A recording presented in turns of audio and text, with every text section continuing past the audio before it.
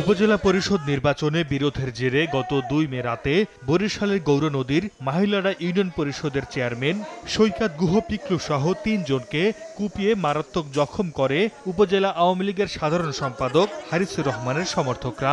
এই ঘটনায় আতঙ্ক ছড়িয়ে পড়ে গৌরনদী জুড়ে। পাল্টাপাল্টি মামলা করে হারিস ও পিকলুর সমর্থকরা। শুধু এই ঘটনাই নয়, সদ্য পদত্যাগী পৌর মেয়র হারিসুর রহমান হারিস ও তার বাহিনীর তাণ্ডবে রীতিমতো অতিষ্ঠ গৌরনদীর বাসিন্দারা। হারিসকে শিবির আখ্যা দিয়ে নানা অপকর্ম তুলে ধরে প্রধানমন্ত্রীর কাছে দেয়া হয়েছে লিখিত অভিযোগ। প্রার্থীদের অভিযোগ, স্থানীয় সংসদ সদস্য আবুল হাসনাত আবদুল্লাহর নাম ভাঙিয়ে প্রভাব বিস্তার করছে হারিস, যা দল ও সাধারণ মানুষের মধ্যে বিরূপ প্রতিক্রিয়া সৃষ্টি করছে। হারিসুর রহমান হারিসের সমর্থক হারিস সহ তারা আমাদের বিভিন্ন কর্মীদের ভয়ভীতি দেখাচ্ছে, বিভিন্ন মিটিং করে তারা আমাদের বঙ্গোপসাগরে পাঠাইবে, কেউ এলাকায় থাকতে দেবে না।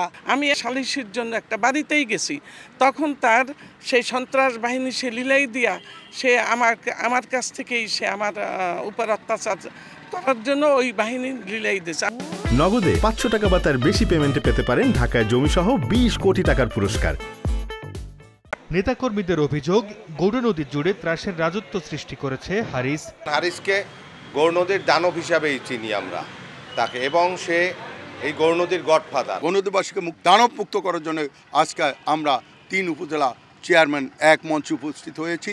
এ বিষয়ে একাধিকবার যোগাযোগ করা হলেও কোনো বক্তব্য দিতে রাজি হননি হারিসুর রহমান। আর উপজেলা নির্বাচনে এমপি মন্ত্রীদের নাম ভাঙানোর প্রমাণ পেলে ব্যবস্থা নেওয়ার কথা জানায় জেলা আওয়ামী লীগ। যদি সুনির্দিষ্ট অভিযোগ আনে তবে অবশ্যই দল সেখানে তার বিরুদ্ধে কার্যকরী ব্যবস্থা গ্রহণ করবে। হারিসুর রহমান উপজেলা পরিষদ নির্বাচনে অংশ নেয়ার আগে পরপর ৩ বার গৌরনদী পৌরসভার মেয়র নির্বাচিত হয়েছেন।